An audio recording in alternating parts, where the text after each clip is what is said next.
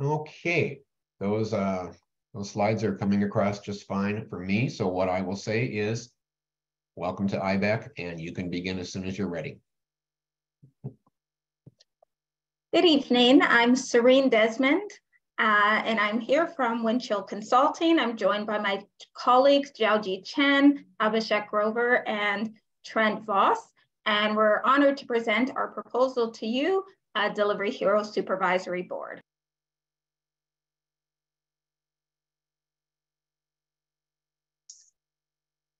Serene, sorry, was I muted on the last slide too? Nope. No, You're fine. just on this one. Okay. So to give you a quick summary of what we'll be covering during today's presentation, we'll go through your an opportunity for your company to be a better, to have better sustainability practices in an ethical manner. We're going to be looking at the rapid growth of the food delivery industry and its environmental impact, give an overview of your company's current sustainability approach, discuss the ethical and legal concerns that we have with your current approach, dive deep into your operations and its environmental impact. We'll go through a recommended strategy and its impacts. So as you already know, your company has a global footprint. Okay, you started in 2011, you're publicly traded, you operate in 4 regions, Asia, the Middle East, North America, Europe, and Latin America, and you have top position in 56 of the 74 countries in which you operate in. Your major revenues come from commissions and delivery fees. So just like we see that you're a leader in your industry, we think that you have the potential to be a leader in ethical, sustainable practices. So over the last several years, there's been a tremendous growth in the delivery industry or the food delivery industry, but it has come with an environmental cost. So in 2021, the global industry was worth 150 billion American dollars, and it's tripled in size since 2017. So this has been a response to society's need to balance work and life and all of the pressures that come with our daily busyness. But unfortunately, there are some negative environmental impacts. First of all, this industry is prone to a lot of carbon emissions because of the frequent deliveries. And if nothing is done to address it in the next 10 years, there's expected to be a 32% increase in carbon emissions, which is equivalent to 60 million tons. Okay, if we go to the next slide, please. We've looked at your current sustainability approach. So you started off with measuring your carbon emissions, both direct and indirect. In 2019, you started to work on carbon offset projects. And in 2020, you declared carbon neutrality in Europe. And in 2021, carbon neutrality in Latin America. Okay. We feel if you want to lead the industry in terms of ethical, sustainable behavior, you need to shift your practice to focus on reducing carbon emissions. So the way right now, if we look at what the current industry practice is for sustainability, you're midway through the path. So in order to differentiate yourself and really lead, again, that's going to be not focusing on carbon offsets, but focusing on reducing the emissions from your operations. Okay, so next I'm going to turn it over to Abhishek to go through the ethical and legal risks that we've noted. Thank you so much, Serene, for an amazing introduction. Here we'll talk about the ethical issues that Delivery Hero is currently facing. We understand that you are investing a lot of money in sustainability practices in trying to become more ethical. But what we recommend is that with the same amount of investment, your results could be better perceived by your customers. I'm going to point out some flaws in the current approach, and then later on we'll discuss on how it could be improved so that it reaches the audience in the right way. And with the same investment, you get a much better return out of it. So the current carbon offsets are differing responsibility. It's giving it's coming off as it's a kind of a certificate that you have to pollute the environment. We are not saying that that's what you want to do, but that is how it's being perceived. The significant efforts should be put into reducing your own footprint, and offsets are only used as a last resort. The projects are being given the responsibility. So the investment in other companies' projects is giving the responsibility of reducing your own carbon footprint. And therefore, we say that you have the ability to responsibly reduce your own carbon emissions. The second issue, the claim of carbon neutrality is coming as misleading, as we'll see in the future, in the coming slides about certain legal cases that have been happened to companies. The claim of carbon neutrality to a lot of people would come as zero emissions in your own operation. Although the use of carbon offsets is not a zero impact or not zero emissions in your own operations. Therefore, the customers, the society is not likely to view the claims of carbon neutrality favorably when they think that when the environment is still being harmed with your own operation. Inaccurate claims can also lead to harm the company's image. In 2020, you claimed that Latin America operations are fully carbon neutral. Later on, it was found out that they were carbon neutral because of use of carbon offsets.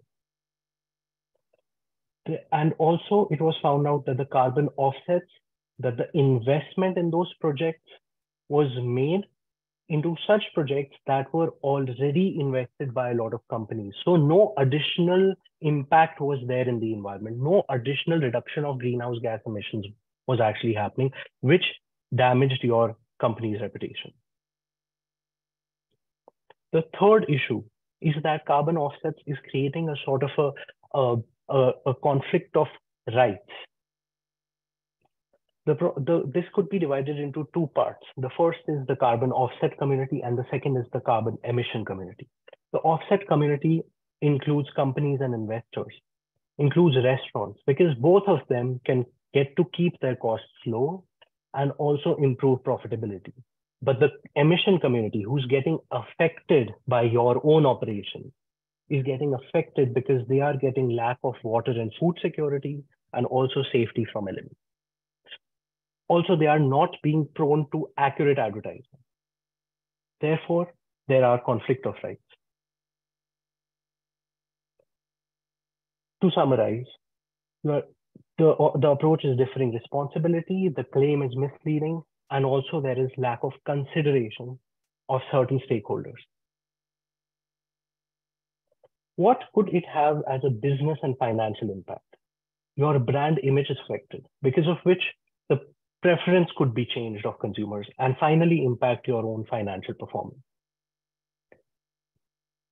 Now coming to the legal issues.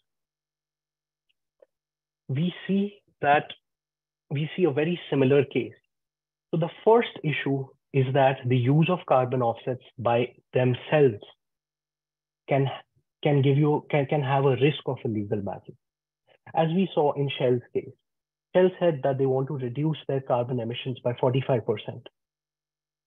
But later on, an environmental group found out that this is because of the use of carbon offsets. When they challenged them in the court, Shell lost the battle. And the government actually has asked Shell to reduce their emissions by 45%, but by changing their own operations. This shows that you cannot fully rely on carbon offsets. You are at a similar legal battle risk. The other one, as I mentioned before, that the claims of carbon neutrality can be challenged. If you are claiming to be net zero, or if you are claiming to be carbon neutral, you have to back that with evidence, with accurate evidence. Because in the Volkswagen case, they said that their electric vehicles are 100% emission free. Whereas An environmental group later found out that that's not true, and Volkswagen had to pay heavy fines for that. Therefore, carbon neutrality claims can put you at risk of similar lawsuits. Legal issue number 3 says about there is a risk of getting sued by your own shareholders, by your people who have backed you, as we saw in the ExxonMobil case. Here, the manager said that their use of funds was towards reducing the carbon emissions. But later on, when the investors found out that they misled them and the use of the funds was not accurate, then the shareholders filed a case against them. Therefore, accurate and transparent communication, both internally and externally, would help you reduce the risk of lawsuits. To summarize, it's important to not rely fully on carbon offsets. It's important to have your claims accurate, and also the communication part with shareholders is also very important. Finally, we see that the business and financial implications of legal is that there is mandatory operational carbon reductions, there could be financial fines, and also the shareholders could sell the shares, leading to a lower share price. Now I would pass it on to Trent, who would talk about business operations and the recommendation. So I know this is a lot to take in at the moment. We've been talking high level about everything that needs to be done in order to reduce carbon emissions. Let's take a deeper dive into your operation and see just how we can actually make this happen. So we're going to start with the customer journey. It's Friday night and you're in the mood to get some food. So you open up your phone, you're browsing through it, you select what you want, you place an order. A vendor, or in most of the cases, a restaurant, will receive that order. They'll cook your food for you. They'll package it up, and then it'll be picked up by a delivery person who will then bring it to your home where you get to eat that nice food and give yourself the sustenance and hopefully enjoy a nice meal.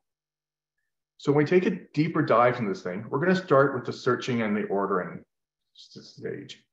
So you will have a massive number of brands across the world. You have 13 different brands, and your person's ordering through only one, depending upon where they live. So any sort of change that we got to consider not just the region where they are, but also the brand for how to make those changes. At the same time, let's look across your regions. You're in Asia, the Middle East and North Africa, Europe, and Latin America. Out of those, Europe is where you have the most dominant market position, with 25 #1 places for delivery. This is going to become important later on as we get into our implementation. And as we look into Europe, there's actually the ability to divide it up even more. We have the Nordic countries, Sweden, Norway, Finland. These are all countries that are big into sustainability. They have high global electric vehicle updates.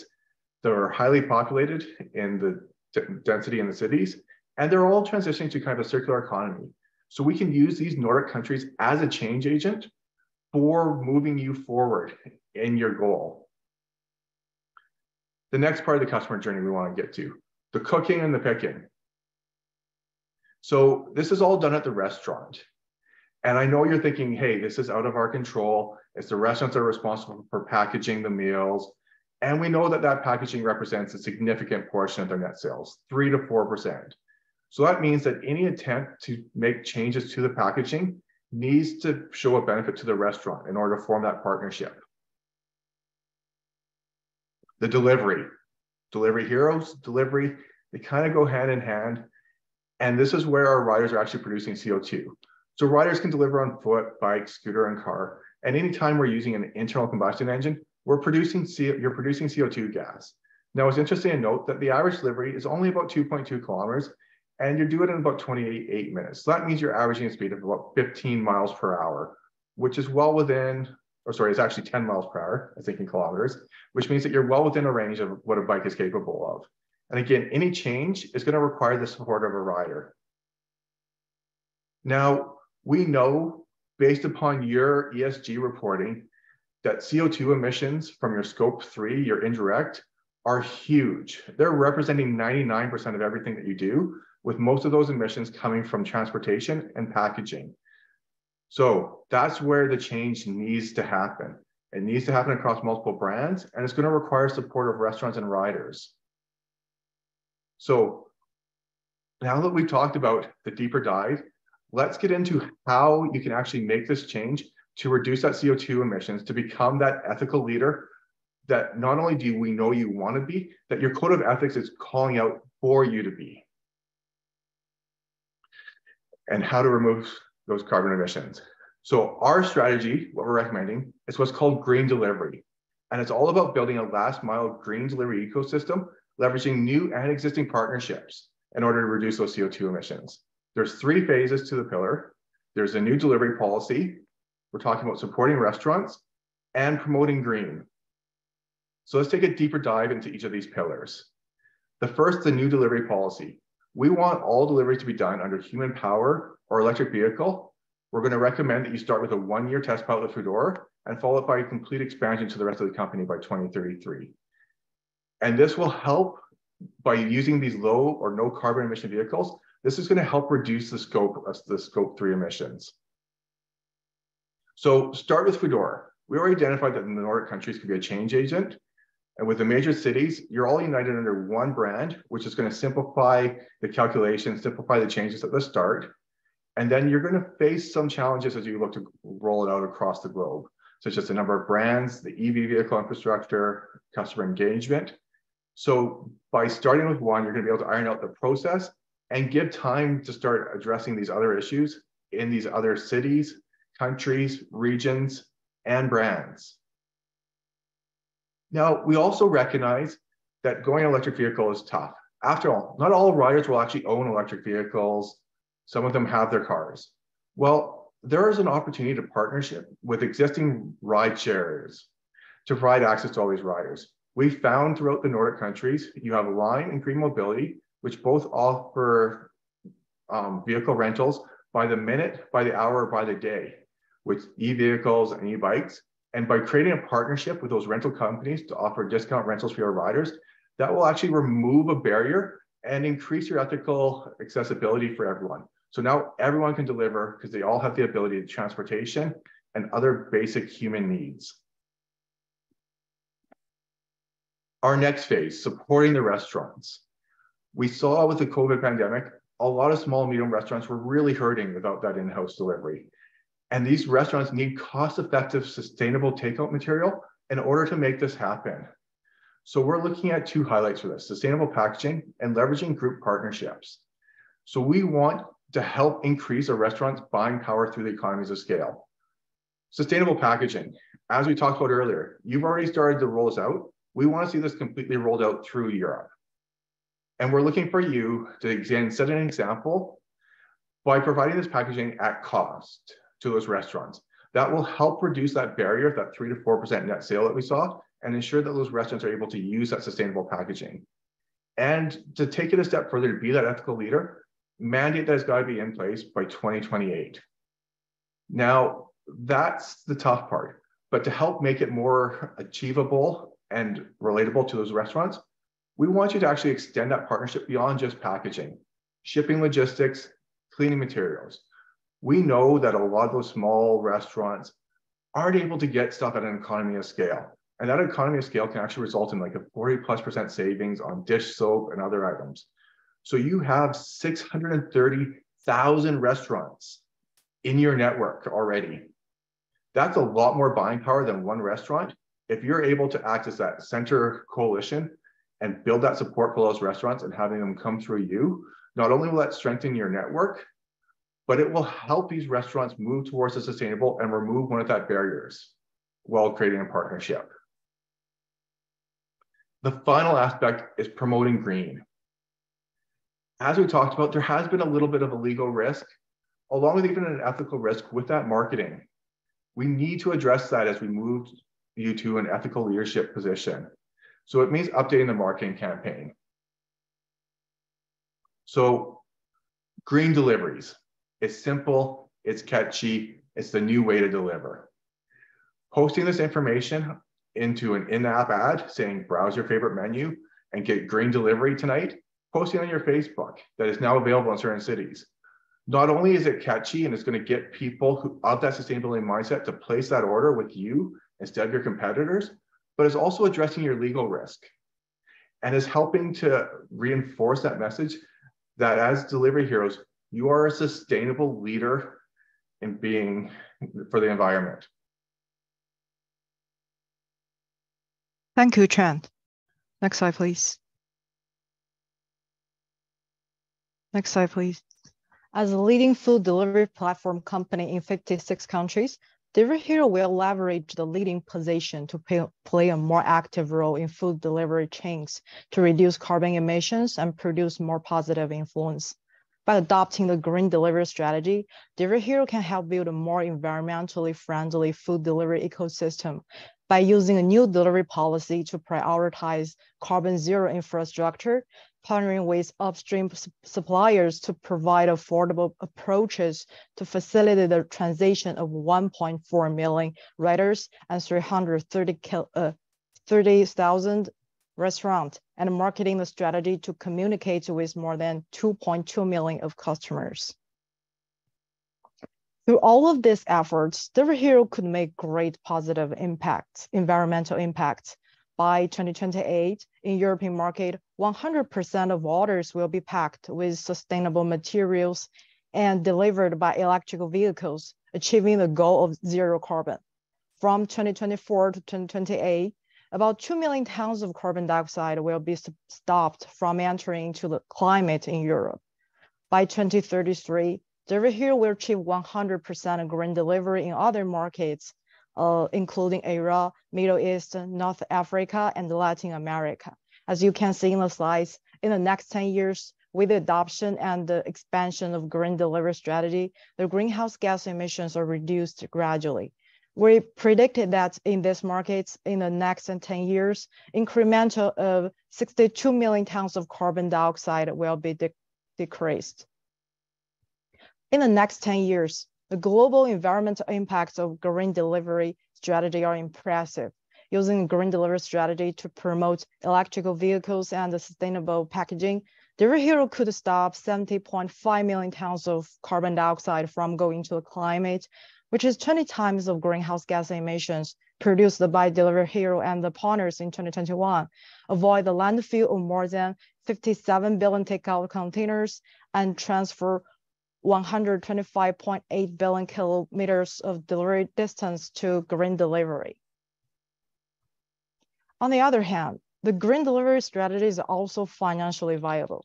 The total implementation cost would be 374 million euros, about 55% of which could be funded by the money saved from carbon offset projects due to the adoption of green delivery strategy. And also the green delivery strategy could create a better perception of customers for Delivery Hero, attracting more users to the platforms and increasing the order frequency of customers. In the next 10 years, the Delivery Hero platforms would get incremental 444 million orders, creating 4.86 billion euros of net present value. All of the positive impacts discussed above could help Delivery Hero solve the ethical and legal risks and also make positive impacts on business. By building the global green delivery ecosystem, Delivery Hero will not only achieve carbon zero in the business operation, but also will promote the carbon zero in the operation of partners, which will make Delivery Hero an ethical and responsible food delivery leader.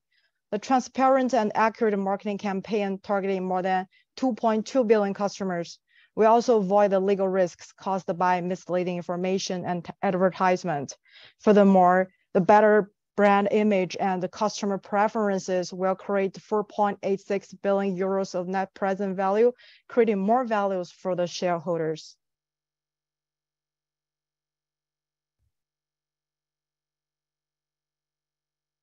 So, in summary, how does Delivery Hero approach sustainability in an ethical way? Green delivery is our recommended solution, and it will address the ethical, legal, and business issues.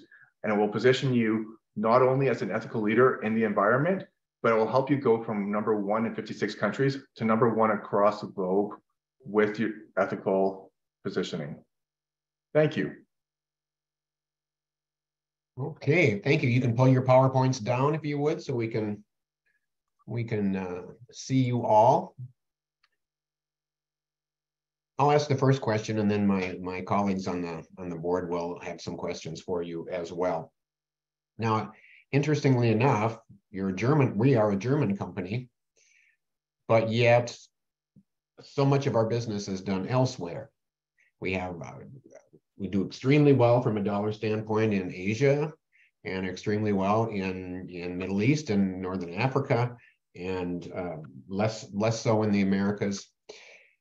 Considering the cultural differences of each of these 4 regions, which are major differences, maybe you could say that the Americas and Europe have a little bit more in common, but across all of them, there's major differences. And it sounds like that you are recommending a one-size-fits-all approach to be applied all the way across the globe. How can you reconcile the fact that these regions of the world are so different? Would they in fact be amenable to a one-size-fits-all approach?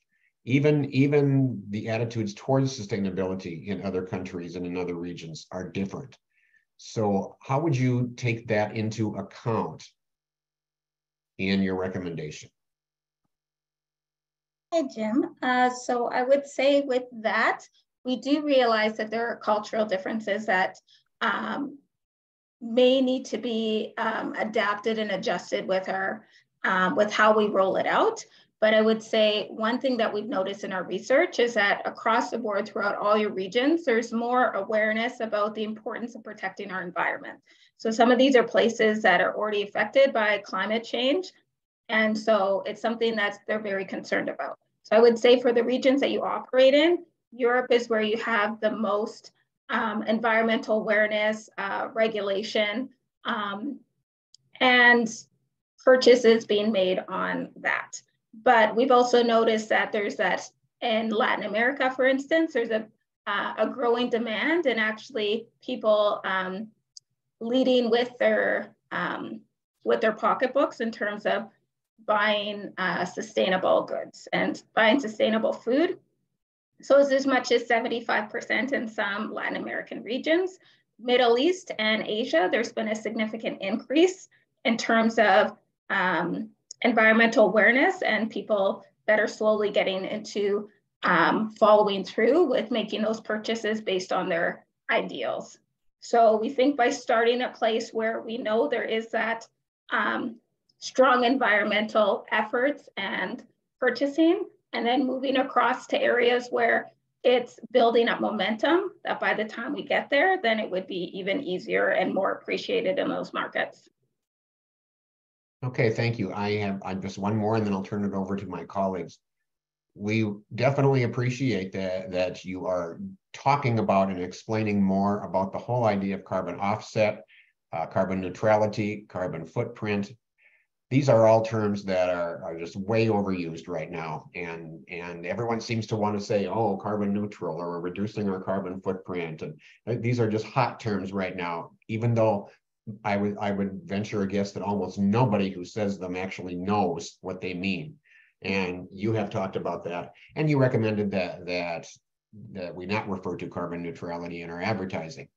My question for you is, if we don't mention it, but our competitors do, and it's a popular catchphrase, are we going to be thought of as the one delivery company that doesn't focus on carbon? And I'm talking about the minds of the consumer, not necessarily reality, but the minds of the consumer. Are we at any disadvantage by not saying carbon neutrality? The answer to this is actually surprisingly simple for it right now. We're starting to see that phrase carbon offset is starting to become actually negative, and it's even becoming a joke. We've seen it on Last Week Tonight with John Oliver. You've seen it in other popular news satire, where they're starting to do that deep dive into what carbon offset actually means. And they're finding the same things that we're talking about right here, where it's not making a significant difference for the environment. And so by moving it, you're going to be positioning yourself as a market leader for those ads. And so that as we see the cultural shift, there's actually going to be less risk for you to have people bringing up your old advertising, your old issues, saying, yeah, this is what you used to say, but this is what the reality is. So by moving away, it's positioning yourself better, and it's putting yourself on a wave of something that we are seeing coming, especially with people getting more engaged with the social media, the TikTok, and those news satire programs taking more and more primary news sources than your traditional paper websites that you used to see. Just to add to that quickly, even just as a consumer myself, when I see people just claiming carbon neutrality, I would tend to view that more as greenwashing, and it's hard for people to substantiate and believe that that's really being done. Whereas if people see that there's concrete steps being done that they can verify, and then even with their own purchases, they can see that it's moved to that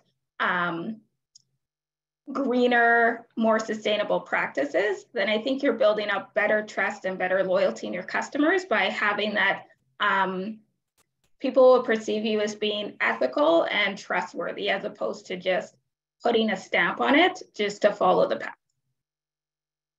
Let me just add on to that quickly. Jim, I would just like to ask you one thing as a counter question. Let's say you go to a store and you see an item and it's written as it's free. And there's another item which is written as it's 80% off. Which one do you trust is more beneficial for you? You're talking about pricing theory, and all I can say is it depends. But I think but I do think the point you're making is very valuable. So exactly. So as a consumer, as they will see that, okay, they make like they don't do any emissions, whereas the other companies, okay, they are truthfully saying that they are reducing 80%, or they are trying to reduce 100% of their operations by this date. Me as a consumer would be more trustworthy and more confident towards that company per se. Okay, thank you. Stacey, looks like you're ready to ask. I have a practical question. I love what you said about the Northern European countries. I was in Copenhagen last summer and I could see all around me the evidence of how much they care about the environment. But those countries also get very, very cold and they get snow. And I'm wondering if you thought about what these delivery folks are supposed to do in the middle of winter when it's freezing cold and they're on a bicycle, or they're biking through 2 feet of snow or something. Like, what about, how does that work? Because I love the idea that they're going to be on bikes. I just can't see it in Norway.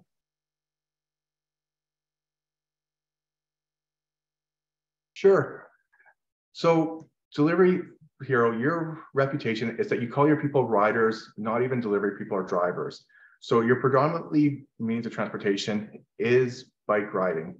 Recognizing though about the winter climate and these other items where people are using cars, that's why we're recommending the partnership with the e-vehicles. So if you just give me one quick second to bring up a particular slide, we found, and we were doing our research, that in those Nordic countries, you have a company called Green Mobility. It is one of those car co-ops for electric vehicles, and they're renting the vehicles by minute, hours, or days. And so this is where we're recommending that you actually form a partnership with them. So you're going to create an in-app change, and so that when someone goes to do a delivery, if they're renting a vehicle, they would actually log on to the Green Mobility through the app on the rider side. Delivery Hero would then be charged for that time, and the rider would get a reduced rate to compensate for the fact that they're not having to pay for the vehicle maintenance, the mileage, the wear and tear. So this is how we're actually going to look to remove barriers for everyone from entry. So you don't need to have that vehicle, especially if you are that college student who's away from home for the first time, and the bike's that main transportation, but it's the winter time, you want that little bit of money. Now we have a rental source for you to go through and actually earn that income. So they're going to be able to use whichever makes sense in any given situation, is what I think I'm hearing you say. Yep. So as part of their things, they will go in and they'll block a series of time. They can make a decision whether I want to use a bike, whether I want to rent a car, and figure that out. And then you do their deliveries on that service. Okay, great. Thank you. Just to add to that, Stacey, I think you have made a wonderful point here, and that is something that we had in our concern as well when we were thinking of starting with e-vehicles, and because they are relatively new in the market, would they actually be fit for an environment like that? Would they actually be fit for that amount of snow? And our research actually shows that people in Nordic countries are shifting their preference to purchasing electric vehicles more than the initial combustion vehicles. So be it a hybrid, be it a plug-in hybrid, or be it a fully electric vehicle, the demand for these vehicles is actually more than the demand for internal combustion vehicles in those areas particularly, which shows that they are working well and people are well suited to use it over there. Great. Thank you. Caroline, do you want to unmute yourself, Caroline? Still can't hear you.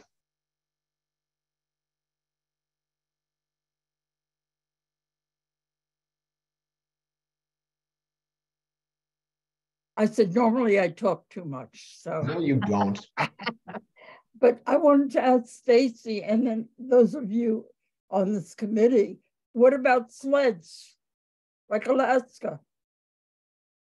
And you could get them in crates if you're talking North America, because on the other hand, in Africa, you get into mudslides. So in the global sense, you're also dealing with government regulations and how you're going to do it.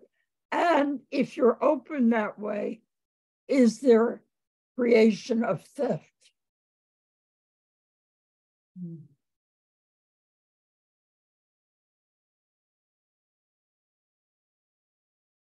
I'm guessing you hadn't considered sleds. I think of Alaska and all the animals that are pulling the sleds. Mm-hmm. But everything you say is beautiful and correct from a humanities standpoint. But is it practical? Well, even if we move into other regions such as Africa, North Africa, if we go to Asia, Latin American countries, then things like scooters and bikes are quite popular. So having the E versions of that would be quite well suited. To come to that sled question, I would say we're looking at the deliveries typically are more densely populated urban areas. So it wouldn't be as practical to use a sled in those cases. And when you talk about urban areas, isn't the rural area the one that's more hungry? Well, I would say typically for food deliveries, it tends to be in greater populated areas, just because those are the ones that are easier to get from where the restaurants are to where people live. I understand what you're trying to do, but I find it, forgive me, utopia, and I appreciate your research. And maybe 50 years from now, it'll be normal. Casey? I'm wondering about, I really didn't track the financials very well. And I'm wondering about, I think you said there were 630,000 or so restaurants. And so that idea of buying in bulk, right? All that purchasing power, because there's so many. How does that happen? Because it's not happening currently. So what drives that? Practically speaking, what's going to happen on the ground that suddenly all of those restaurants are going to have access? Like, or we're doing that, I assume. How does that work? What actually is going to go down to make that happen so that those 630,000 restaurants go, yeah, let me place my order? There are some restaurants in New York that you order for a dozen other places. Okay. Gold Belly is one of them. Yeah. And that is a very good question for it. In particular, we're seeing with the sustainable packaging. So right now, you've already rolled out the sustainable packaging to 8 different regions. you're not using this as a money maker or as a cost leader or anything like that. You're essentially providing that to the places in order to actually make an impact. So what we're proposing is we're taking your existing sustainable packaging and expanding it. Okay. You're already forming, as part of a restaurant joining your thing, they are paying a one-time commission fee. They're paying commission on every orders, and they're paying those items. So you're getting already some upfront cost. And because of the fact that you know that you're getting orders placed on a regular basis, you already have a cash flow transition going back and forth between those restaurants. So you can almost place the order, arrange for it to be consolidated or drop shipped to those restaurants with the credit being received now against the money that's already coming in for you and setting up. So we're looking at, it's more of a logistics exercise and forming that partnership where you use kind of like a central buyer and you're helping to negotiate larger scale bulk orders from the companies. So it's similar to what you see with a lot of large companies where you'll go and say, we're going to place an order for 10,000 pounds of dish soap. And then you issue that out to the people and serving in that capacity to form those coalitions. And did you do any calculations around the delivery of that versus the deliveries that currently happen? Like, do we save on carbon? Because all of it has to be delivered one way or the other. So whether it's 630,000 individual restaurants ordering or we're doing it in bulk and it's getting shipped out, is there any offset there? Is it better? Is it worse? Is it the same? What do you know about that? Did that make sense, what I asked? Yeah, it makes complete sense. And as part of your delivery system, you actually have what you call our DMarts, which are not restaurants, but are your own logistics centers and hubs, which you then use to distribute out groceries essentially to the people. And so we're looking at taking that model and basically expanding it, tacking onto those things, using the electric vehicles, using the zero carbon emission stuff to get it to your central hub, and then using that same infrastructure that made you so successful for your delivery to actually get it to those restaurants when they need it and for when they get it. Right. Thank you. Just to add to that, Stacy, so we took note that with your sustainable packaging program that you started in August 2021, the pilot projects were in varying regions, including Austria, Germany, Hungary, Qatar, United Arab Emirates, Hong Kong, Singapore, and Chile. And then you had several requests for proposals to make sure that you could have a global supplier that could meet the demand of all of your restaurants.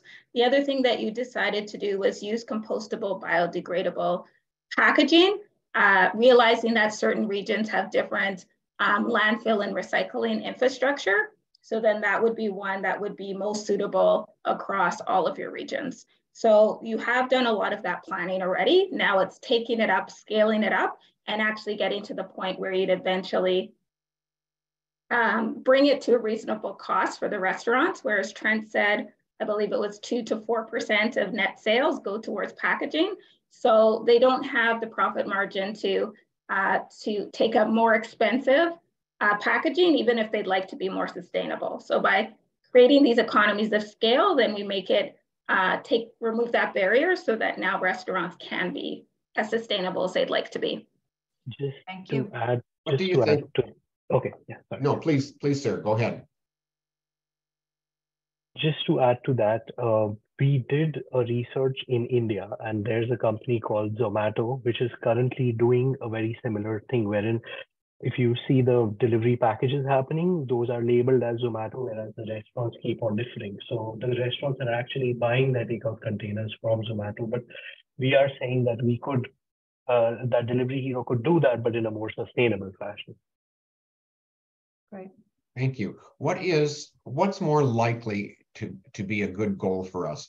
Is it to grab market share from our competitors, or is it to bring new people into our market that have not used this product or a competitor's product? Which do you think is more likely with your approach?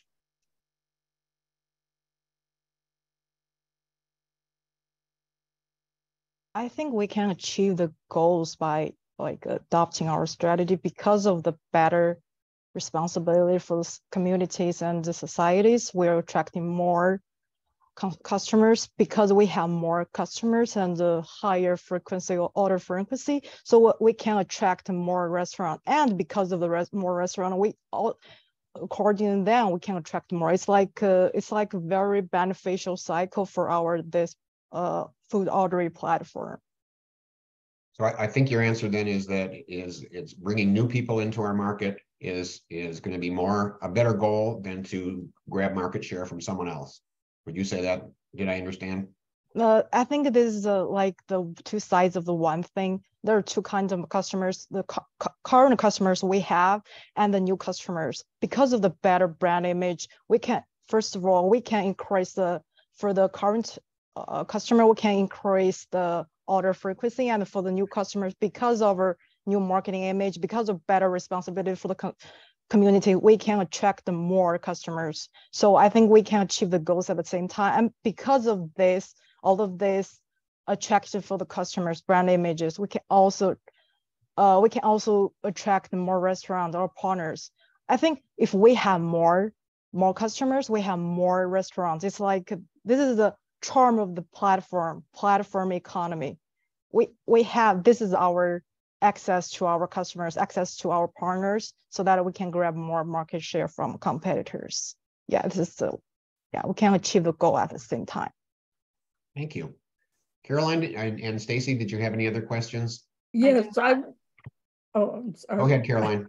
Thank you. I envision a lot of larger Amazons throughout your regions, and that will be the warehouse for everything that's coming in. Is that realistic?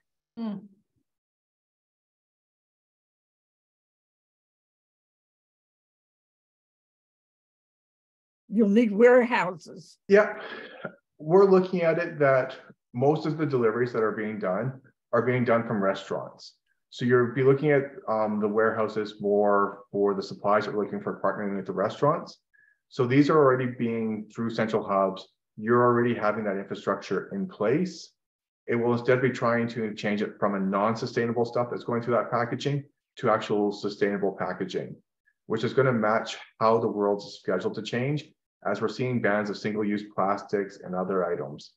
So infrastructure will kind of stay the same, but what is actually stored in that infrastructure is going to be changed so that it's more sustainable. Does that make sense? It does. Thank you. But I still feel you need big warehouses to bring everything in and have a place to put them. Thank you. Whether it's Alaska or Minneapolis or Vancouver. Just to clarify, Caroline, so we would be the one creating the economies of scale by bringing all the restaurants together and ordering with those volumes. However, it's a supplier that's actually supplying the sustainable packaging. So it's not that we need to store all of it. We can be a hub to store some of it, but it would be the supplier who's going to be ultimately interacting with the restaurants.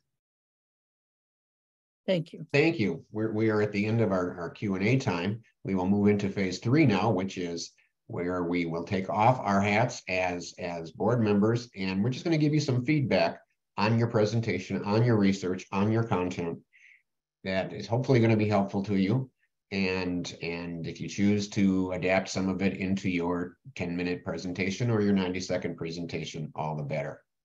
So let's start with some feedback. Stacy, can you speak to this a little bit? I can, although I want to say, because of my area of expertise, I'm not going to talk to you as much about ethics or finances and things, because I do presentation skills. But I will say that overall, if I were on that board, I would be interested in what you had to say. I would want to know more. And I know it's true about greenwashing. Not only us, but everybody. And I know it's not helping.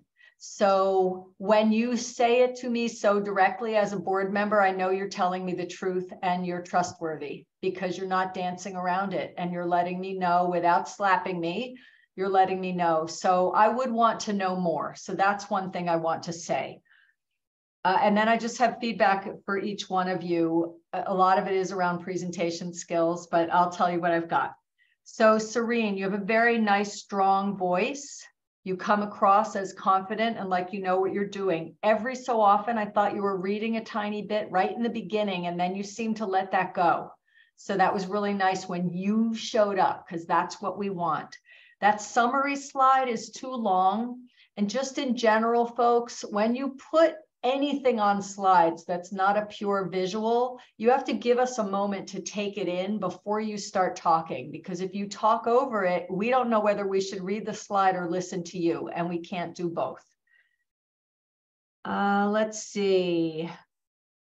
I thought you were, you talked about 32% increase in carbon emissions. I don't remember exactly what you were saying, but at the time I was like, oh yeah, that's right. She's being very specific about what she's talking about. And then you said that shift to decreasing carbon emissions, but not by doing carbon offset. So it's like, okay, you're framing it very nicely for us.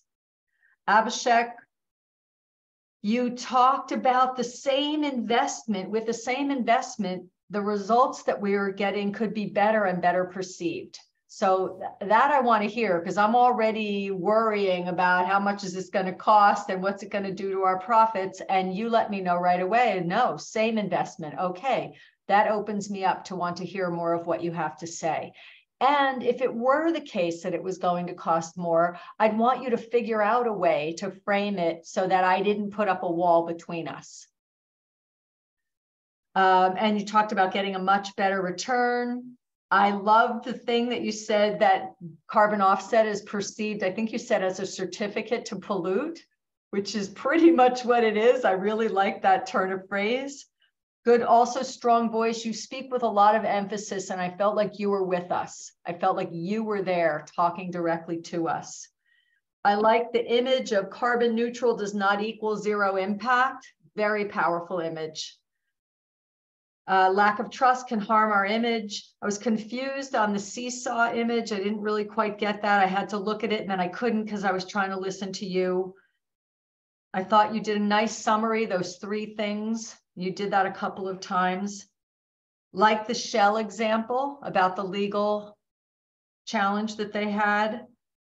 And you were talking about you make a claim, you have to back that with evidence. And again, you use this great emphasis in your voice. Trent, good framing up front and in general, good transitions. So doing transitions between idea and idea, and particularly from slide to slide, is really important. You had, I don't remember what it was now, but I wrote down you had a good visceral example early on. There was something you said that was like, I could feel it. Maybe you'll know what it was because it was early.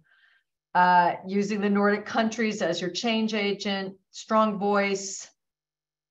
Talked about needing to show benefits to the restaurants, right? So it tells them you're thinking about the whole system.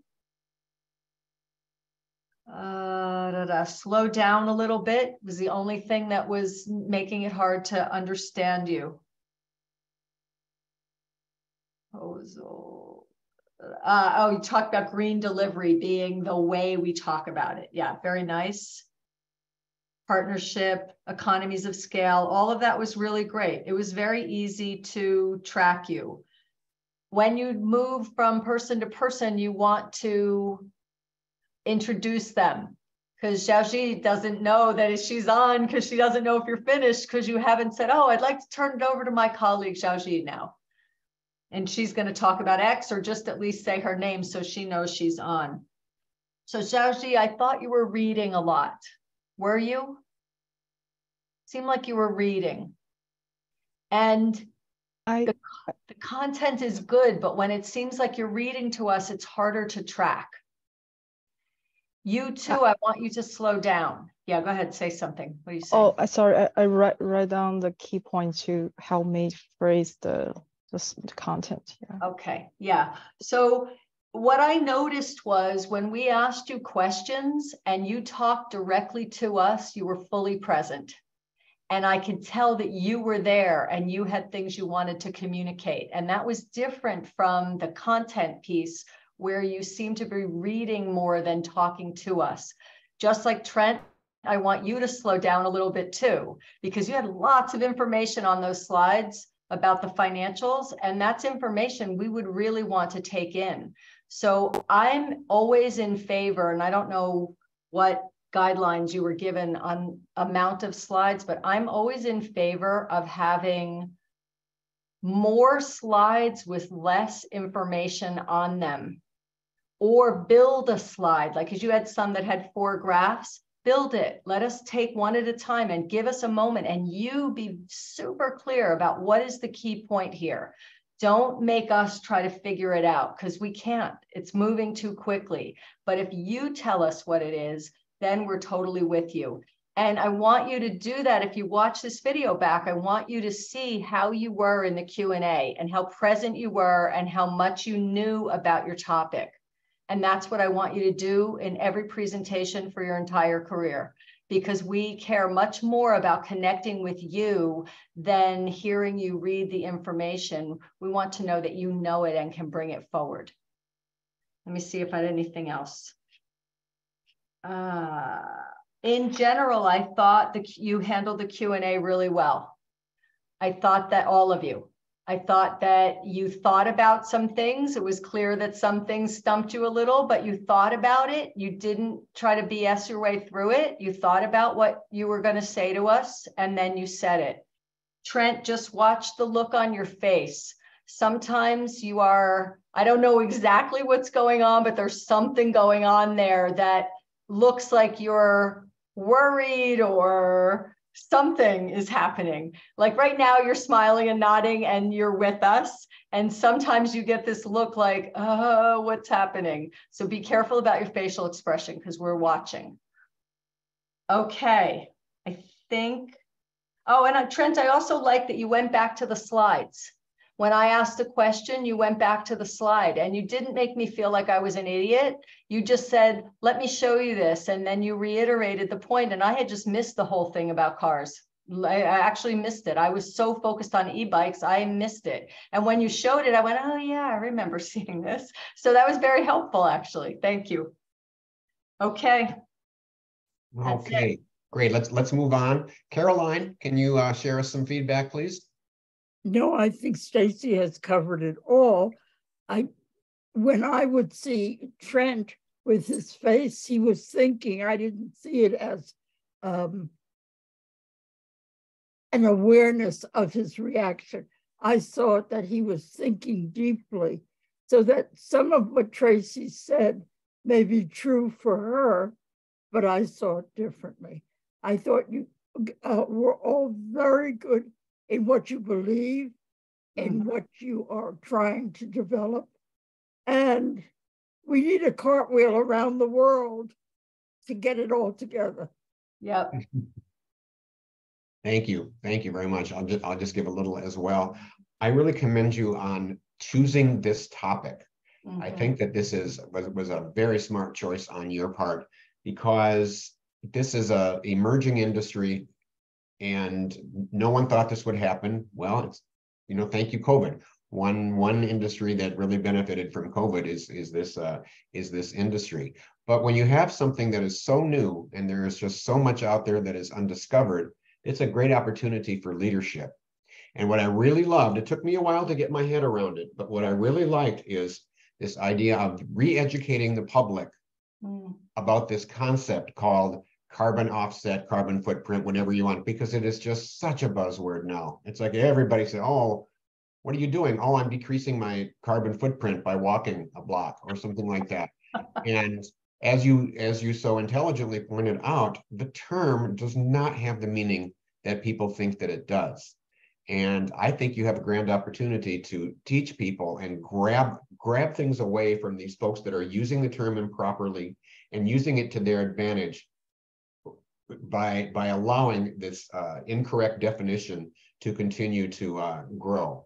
So I really think that you have a marketing opportunity here to work on this whole carbon idea, because I've not seen that done before, and I really, really like that idea.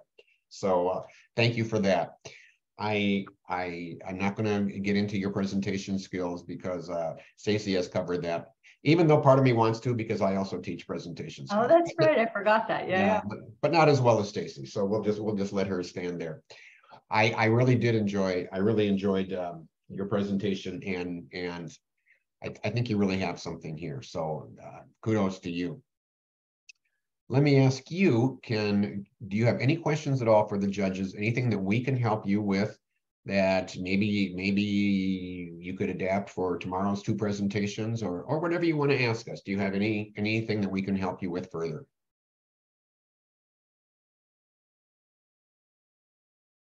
I don't think so. I do just want to make a quick comment here for this.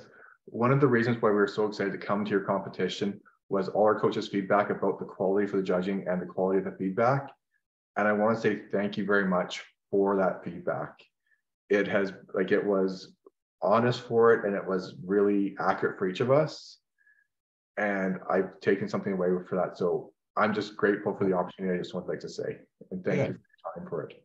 Well, yeah, thank you for that. And we think of ourselves as much about education as competition. And if you can take some things away that are like this, we certainly are glad for that. Caroline, are you? Yes, if you have to keep up with that profession, because just the other day they said food delivery was diminishing. So you have to be aware of what's happening in the industry at this time as well. And that was in yesterday or the day before New York Times. Very good comment. In that case, then you are done with the first of your 3 presentations, and we really appreciate. This has been a long day for a lot of us, and it was nice to end up on a presentation that was of your quality. Excellent job. Yeah, your content was really good, and I think you got creative with things, and I think it was definite success. And so we're gonna wish you well on your 10-minute and on your 90-second tomorrow. And now we're gonna just let you go so you can get a little bit of rest, or however you want to define that. So we'll send you away. I'm going to keep my judges here for just a little bit longer. But thank you very much, and we will see you at tomorrow's competitions. Nice work, folks. Good luck.